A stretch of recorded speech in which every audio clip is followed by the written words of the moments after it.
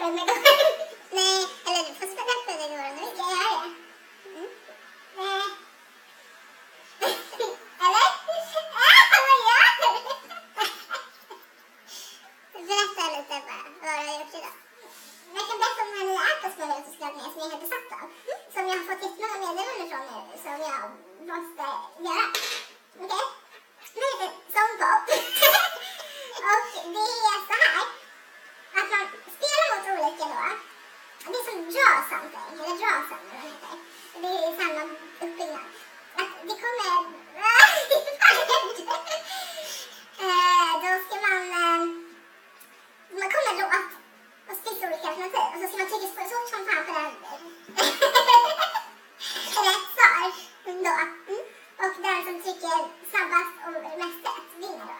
Så spelar man med kompis. Och sen så jättestort leende.